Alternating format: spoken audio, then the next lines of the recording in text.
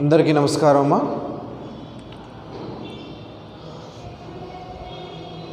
మనము లాస్ట్ వీడియోస్లో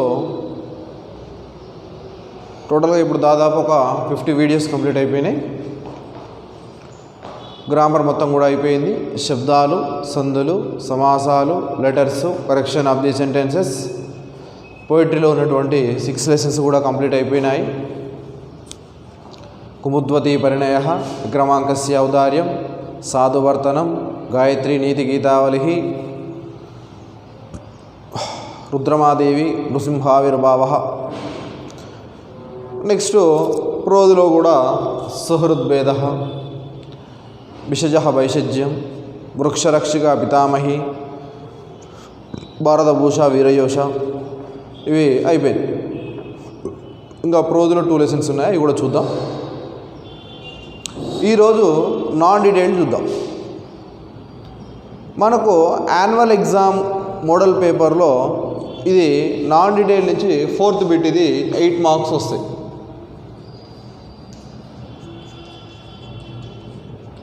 fourth bit టోటల్గా యాన్యువల్ ఎగ్జామ్ మనకు ఇవి మొత్తం కూడా 3 లెసన్స్ ఉంటాయి నాన్ డీటెయిల్ నుంచి.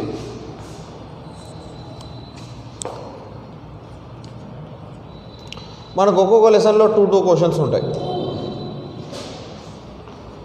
నాన్ డీటెయిల్డ్ నుంచి మనకు టోటల్గా model paper, annual model paper వచ్చేసరికి టోటల్గా 16 బిట్స్. ఈ 16 బిట్స్లో కేవలం 4th బిట్ మాత్రమే నాన్ డీటెయిల్ మనకు టచ్ అవుతుంది. ఇక మనకు ఎక్కడా కూడా ఉండవు. నాన్ డీటెయిల్ నుంచి 1 మార్క్ క్వశ్చన్స్ కానీ, సందర్భ వాక్యాలు కానీ, ఎస్ఏ క్వశ్చన్స్ కానీ ఉండవు. కేవలం 2 మార్క్సే ఉంటాయి. సో టోటల్గా ఫస్ట్ ఇయర్లో అయితేనేమో 6 లెసన్స్ ఉన్నాయి నాన్ డీటెయిల్ నుంచి. సెకండ్ ఇయర్లో వచ్చేసరికి ఓన్లీ 3 లెసన్స్. మరి ఒక్కొక్క లెసన్లో ఎన్ని క్వశ్చన్స్ ఉన్నాయి? ఫస్ట్ లెసన్లో 2, సెకండ్ లెసన్లో 2, థర్డ్ లెసన్లో 2. మనకు యాన్యువల్ ఎగ్జామ్లో ఒక్కొక్క లెసన్ నుంచి ఒక్కొక్కటి ఇస్తాడు. మొత్తం ఎన్ని అయినాయి? 3 అయినాయి. ఇంకొకటి మళ్ళీ రిపీట్ చేస్తాడు. అది ఏ లెసన్ నుంచి అయినా కావచ్చు. ఫస్ట్ లెసన్ నుంచి కావచ్చు, సెకండ్ లెసన్ నుంచి కావచ్చు, థర్డ్ లెసన్ నుంచి కావచ్చు. అట్లా 4 ఇస్తారు. మనం ఎన్ని రాయాలంటే 2 రాయాలి. ఒక్కోదానికి ఎన్ని మార్క్స్ అంటే 4 మార్క్స్. 2 × 4 8 మార్క్స్ నాన్ డీటెయిల్ ఇచ్చి.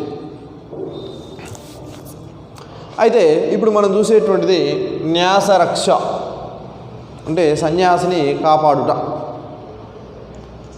దీన్ని రచించినటువంటి కవి వచ్చేసరికి లెసన్ పేరు ఏం పేరమ్మా? న్యాసరక్ష. న్యాసరక్ష. దీన్ని రచించినటువంటి కవి మహాకవి భాసః. మా భాసుడు మహాకవి భాసః. మహాకవి భాసః. దీన్ని ఏ నాటకంలో నుంచి స్వీకరించబడిందంటే స్వప్నవాసవదత్తం. స్వప్నవాసవదత్తం అనేటువంటి నాటకం నుండి ప్రస్తుత పాఠ్యభాగమైనటువంటి న్యాసరక్ష అనేటువంటి లెసన్ని స్వీకరించడం జరిగింది మహాకవి భాసః. మహాకవి భాసుడు న్యాసరక్ష అనేటువంటి పాఠ్యభాగంలోని న్యాసరక్ష అనేటువంటి పాఠ్యభాగాన్ని ఏ నాటకంలో నుంచి స్వీకరించబడింది అని అంటే స్వప్నవాసవదత్తం అనేటువంటి నాటకంలో నుంచి స్వీకరించడం జరిగినది. ఇక దీంట్లో ముఖ్యమైన పాత్రలు పురుష పాత్రలు. దీంట్లో రాజయుడు ఉదయనుడు.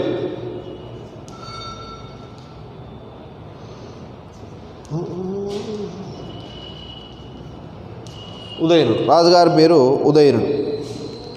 యౌగంధరాయనుడు ఉదయనుని యొక్క మంత్రి. యౌగంధరాయుడు అనేటువంటి వాడు ఉదయనుని యొక్క మంత్రి. ఈ దేశపు వత్సదేశంలో ఉదయనుడు అనేటువంటి రాజుగారు రాజ్యాన్ని పరిపాలిస్తూ ఉన్నారు. ఆ రాజుగారి యొక్క మంత్రి పేరు ఏందంటే యౌగంధరాయనుడు. రైట్. నెక్స్ట్ బ్రహ్మచారి లవణక గ్రామంలో ఉన్నటువంటి ఒక విద్యార్థి. కంచుకి మగధ అంతఃపురానికి రాధిక అంటే అధికారి. ఇవన్నీ కూడా పురుష పాత్రలు. నెక్స్ట్ స్త్రీ పాత్రలు. అవంతిక ముసుగు ధరించిన వాసవిదత్త ఉదయన్ యొక్క భార్య. ఉదయన్ యొక్క భార్య పేరు ఏందయ్యా అంటే అవంతిక. పద్మావతి మగధరాజు అయినటువంటి దర్శకుని యొక్క సోదరి. మరొక దేశం యొక్క సోదరి. బాపసే మగధ రాజ్యంలో తపోవనంలో ఉన్నటువంటి తపస్వి. ఇవి ముఖ్యమైనటువంటి పాత్రలు, పురుష పాత్రలు, స్త్రీ పాత్రలు. ఇక దీంట్లో ఉన్నటువంటి లెసన్ ఏందయ్యా అంటే, వత్స దేశాన్ని ఉదయనుడు అనేటువంటి మహారాజు గారు చాలా సంవత్సర కాలాల పాటు రాజ్యాన్ని పరిపాలిస్తూ ఉన్నాడు. రాజ్యం పేరు ఏం పేరు? వత్సరాజ్యం. దేశం పేరు వత్సరాజ్యం. ఆ రాజ్యాన్ని పరిపాలిస్తున్నటువంటి రాజుగారి పేరు ఏం పేరు అంటే ఉదయనుడు. అయితే ఈ ఉదయనుడు గనక పద్మావతి, మరొక దేశం యొక్క పద్మావతి మగధరాజు అయినటువంటి దర్శకుని యొక్క సోదరి అయినటువంటి ఆల్రెడీ వివాహం అవుతుంది, ఉదయనునికి వివాహం అవుతుంది. ఆ వివాహం అయినటువంటి స్త్రీ పేరు అవంతిక, భార్య పేరు అవంతిక. కానీ ఆ ఉదయని యొక్క మంత్రి అయినటువంటి యౌగంధరాయనుడు ఏమని భావిస్తాడంటే, అతని జాతకం ప్రకారం, రాజుగారి యొక్క జాతకం ప్రకారం పద్మావతి అనేటువంటి స్త్రీని కనుక, అంటే మగధరాజు అయినటువంటి దర్శకుని యొక్క సోదరి అయినటువంటి పద్మావతిని గనక వివాహం గనక చేస్తే, మన రాజు అయినటువంటి ఉదయనునికి వివాహం కనుక జరిపిస్తే, జాతకం ప్రకారం ఇక ఈ మహారాజు గారికి అజేయం అనేటువంటిది ఉండదు. ఎప్పుడూ కూడా విజయాన్ని సాధిస్తూ ఉంటారు యుద్ధంలో, అన్ని పనులలో కూడా అని తెలుసుకుంటాడు, భావిస్తాడు ఉదయను యొక్క మంత్రి అయినటువంటి యౌగంధరాయుడు. ఇక ఆ విధంగా భావించి భార్యకు కూడా చెప్పడం జరుగుతుంది, అంటే మహారాణి కూడా చెప్పడం జరుగుతుంది. దానికి మహారాణి గారు కూడా ఒప్పుకుంటారు.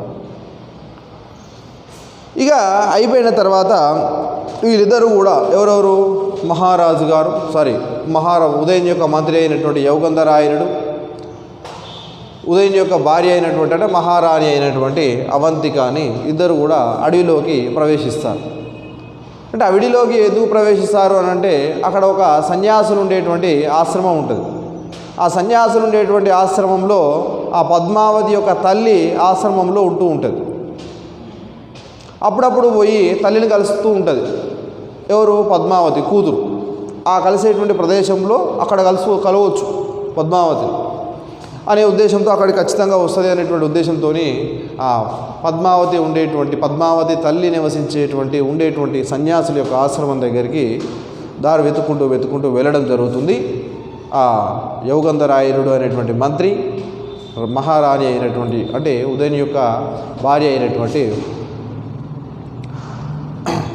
పేరు అవంతిక వెళ్ళడం జరుగుతుంది.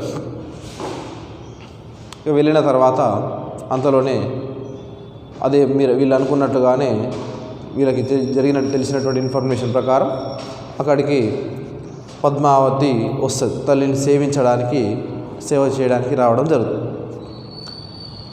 ఇక అదే సమయంలో ఆ సన్యాసులు ఉండేటువంటి ఆశ్రమంలో ఎంటర్ కావడం జరుగుతుంది. అంటే మహారాణి గారు అని తెలుస్తుందేమని చెప్పేసి ఏం చేస్తాడు, ఆ యౌగంధరాయుడు ముసుగు ధరించినటువంటి వాసవి దత్త మరొక రూపాన్ని ధరించి, అంటే వేరొక ముసుగు ధరించి లోపలికి ప్రవేశించడం జరుగుతుంది. మరి ఏమని పరిచయం చేస్తాడు ఆ ఉదయనుడు, ఈమె నా యొక్క సోదరి, ఈమె యొక్క భర్త విదేశాలలో ఉండడం వలన మరి ఈమెను ఎవరు చూసుకోవడం లేరు, కాబట్టి మీరే ఈమెని దగ్గరుండి చూసుకోవాల్సిన బాధ్యత మీదే అని చెప్పేసి ఆమెకు చెప్పడం జరుగుతుంది. దానికి అక్కడ ఉన్నటువంటి వాళ్ళు ఒప్పుకోకుండా, కానీ అక్కడ ఉన్నటువంటి వాళ్ళందరూ కూడా ఒప్పుకోరు, దానికి తెలియదు కాబట్టి ఒప్పుకోరుకున్నా సరే అని ఎవరు పద్మావతి ఒప్పుకొని ఆమెకు అక్కడ అలంకారణశీలిగా ఒక ఉద్యోగం లభిస్తుంది. అంటే ఆమె పని ఏంది అని అంటే అలంకారణశీలి. ఎవరిని అలంకరించాలి? పద్మావతి. ఎవరి పని అది? రాజుగారి యొక్క భార్య పని. ఇక మాటల క్రమంలో ఉంటూ ఉంటారు చాలా రోజుల పాటు, అదేవిధంగా నివసిస్తూ ఉంటారు. ఇక నివసించేటువంటి సమయంలో ఒకానొక రోజు బ్రహ్మచారి లావణక గ్రామంలో నివసించేటువంటి విద్యార్థి తను పరిగెత్తుకుంటూ ఆశ్రమంలోకి వస్తాడు. మరి వత్స దేశంలో పరిపాలించేటువంటి రాజు అయినటువంటి ఉదయనుడు, మా రాజ్యానికి అధికారి అతను, ప్రమాదవశాత్తు అతని యొక్క భార్య మంటలో మరణించినది. ఆమెని కాపాడబోయేటువంటి ప్రయత్నంలో ఆ మంత్రి గారు కూడా, యౌగంధరాయను కూడా అక్కడ అందులోనే పడి చనిపోయినాడు మంటలు. మరి మంత్రి పోయిన తర్వాత, భార్య పోయిన తర్వాత నాకు ఈ రాజ్యం ఎందుకు, నేను కూడా బతకనని చెప్పేసి అతను కూడా చావబోయే ప్రయత్నం చేస్తాడు. కానీ అక్కడ ఉన్నటువంటి వాళ్ళందరూ కూడా ఆపుతారు. ఎవరిని? రాజుగారిని అయినటువంటి ఉదయ్. ఇక అది కాపాడిన తర్వాత ఆ ప్రదేశం మొత్తం కూడా మంటలతో నిండిపోయి, మొత్తం అగ్నితో నిండిపోయింది. కాబట్టి మంటలు ఆరిపోయిన తర్వాత శ్మశానంలా తయారైంది. కాబట్టి నేను అక్కడ ఉండలేక భయపడి వచ్చాను. మా మగధ రాజ్యంలోనేమో మొత్తం కూడా చేతబడులు బాగా చేస్తూ ఉంటారు. అది నాకు ఇష్టం లేక ఇక్కడికి పరిగెత్తుకుంటాను వచ్చానని చెప్పేసి చెప్పడం జరుగుతుంది. ఇక వెంటనే అక్కడ ఉన్నటువంటి ఎవరు? రాజుగారి యొక్క భార్య అయినటువంటి అవంతిక వాసవిదత్త ఏమని చెప్తుంది? మరి ఆ రాజ్యంలో మరి రాజుగారి యొక్క భార్య చనిపోయింది, మంత్రి చనిపోయినారు, కాబట్టి మీకు వివాహం కాలేదు కదమ్మా, మీరు ఆ రాజుగారి కనుక వివాహం చేసినట్లయితే అతనికి ఎంతో సహాయం చేసిన వాళ్ళు అవుతారు, రాజ్యానికి మొత్తం కూడా చాలా చెల్లాచెదురు కాకుండా చాలా చక్కగా ఉంటుంది, కాబట్టి మీరు అతన్ని వివాహం చేసుకోవాల్సిందిగా కోరుకుందామని చెప్పేసి అని అంటడం జరుగుతుంది. ఇక అనేసరికి ఒప్పుకోదు. తర్వాత ఒప్పించడం వలన సరే అని చెప్పేసి పోవడం జరుగుతుంది. ఇక అక్కడికి పోయిన తర్వాత ఎవరెవరు ఉంటారు? ఉదయనుడు అని ఉంటారు. ఉదయనుడు రాజుగారు ఉంటారు. తర్వాత అతని యొక్క అయినటువంటి మంత్రి అయినటువంటి యోగంధరాయుడు ఉంటాడు. వీళ్ళందరూ కూడా ఉంటారు. తర్వాత తెలుసుకుంటారు. ముసుగు ధరించినటువంటి వాసవిదత్త అవంతిక కూడా ఉంటుంది. ముసుగు తీసేసరికి అతని యొక్క భార్య. ఆశ్చర్యపోతారు. కానీ మరి మిమ్మల్ని కనుక ఎవరు మీరు? పద్మావతి, మగధరాజు అయినటువంటి దర్శన్ యొక్క సోదరి అయినటువంటి పద్మావతి మిమ్మల్ని కనుక వివాహం చేసుకుంటే మా రాజుగారు మరి ఎప్పుడు కూడా అజేయం అనేటువంటిది ఉంటుంది. అంటే ఎప్పుడు కూడా జయాన్ని పొందుతారు, అన్ని పనులలో కూడా జయాన్ని పొందుతారు, చక్కగా పరిపాలించగలరు రాజుగారు. కాబట్టి మీరు వివాహం చేసుకోవాల్సిందిగా కోరుతున్నాము. మీ ఈ యొక్క వివాహం కొరకే మేము అన్నీ కూడా ఇప్పుడు వచ్చినటువంటి నాటకాలన్నీ కూడా వేయాల్సింది జరుగుతుంది. మరి మేము కనుక తప్పు చేసి ఉంటే మమ్మల్ని మన్నించండి అమ్మ అని చెప్పి అనడం జరుగుతుంది. ఇక ఆ విధంగా వివాహము జరిగిపోతుంది. తర్వాత వాళ్ళందరూ కూడా కంచుకి, మగధాంతపురానికి అధికారి అయినటువంటి కంచుకి కూడా సరే అని ఒప్పుకోవడం జరుగుతుంది.